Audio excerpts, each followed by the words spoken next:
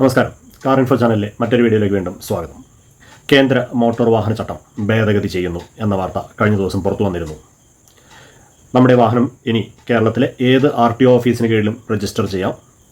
ഗുണമെന്ന് പറയുന്നത് നമുക്ക് ഇഷ്ടപ്പെട്ട സീരീസിലുള്ള ഇഷ്ടപ്പെട്ട നമ്പർ നമ്മുടെ പരിധിയിലുള്ള RTO ഓഫീസിൽ അടുത്ത കാലത്തൊന്നും കിട്ടില്ല എങ്കിൽ മറ്റൊരു RTO ഓഫീസിൽ ആ നമ്പർ ലഭിക്കാൻ സാധ്യതയുണ്ടെങ്കിൽ അവിടെ പോയി രജിസ്റ്റർ ചെയ്യാം. മേൽവിലാസം ഒരു തടസ്സമായി നിൽക്കില്ല ഇനി മുതൽ. അതായത് എനിക്ക് ഒരു വാഹനം X സീരീസിൽ 22 എന്ന നമ്പറിനോടാണ് താല്പര്യം. തൃശ്ശൂർ RTO ഓഫീസിൽ ഈ നമ്പർ അടുത്ത കാലത്തൊന്നും ലഭിക്കില്ല, 6 മാസത്തിനുള്ളിൽ ലഭിക്കാൻ സാധ്യതയില്ല. എന്നാൽ കണ്ണൂർ RTO ഓഫീസിന് കീഴിൽ ഈ നമ്പർ 1 മാസത്തിനകം ലഭിക്കും. ഇപ്പോൾ ഈ ഓപ്ഷനിൽ ഓൺലൈൻ ലേലത്തിൽ വെച്ചിട്ടുണ്ട്.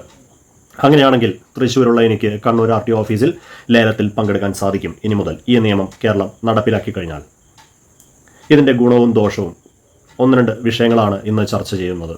ഇതിൻ്റെ പ്രധാന ഗുണമെന്ന് പറയുന്നത് BH സീരീസ് പോലെ കേരളത്തിലുടനീളം ഒരു രജിസ്ട്രേഷൻ സീരീസ് ആരംഭിക്കുന്നു.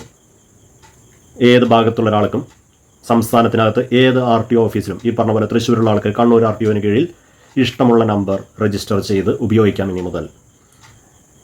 എന്നാൽ പണ്ട് തൃശ്ശൂർ RTO ഓഫീസിന് കീഴിൽ ഉള്ളവർ മാത്രമാണ് ഈ ലേലത്തിൽ ഈ ഒരു പ്രത്യേക നമ്പറിന് വേണ്ടി മത്സരിക്കാൻ ലേലം വിളിക്കാനുണ്ടായിരുന്നത് എങ്കിൽ ഇനി മുതൽ സംസ്ഥാനാടിസ്ഥാനത്തിൽ എല്ലാവരും എത്താൻ സാധ്യതയുണ്ട്.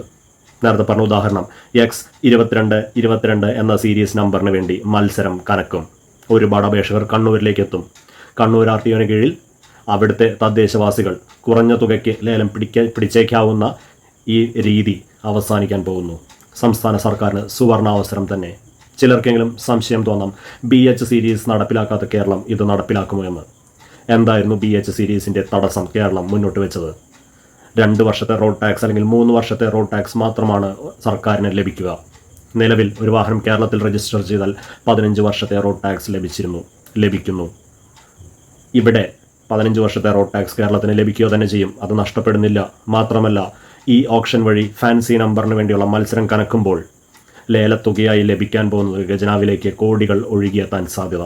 10,000-നോ 25,000-നോ ലേലം പിടിച്ചിരുന്ന നമ്പറുകൾക്ക് ഇനി ലക്ഷങ്ങൾക്ക് മുകളിൽ വില കൊടുത്തെടുക്കാൻ ആൾക്കാർ കാത്തിരിക്കും. അതുകൊണ്ട് കേരളം ഇത് നടപ്പിലാക്കുക തന്നെ ചെയ്യും എന്ന് പ്രതീക്ഷിച്ചുകൊണ്ട് ഈ വീഡിയോ നിർത്തുന്നു.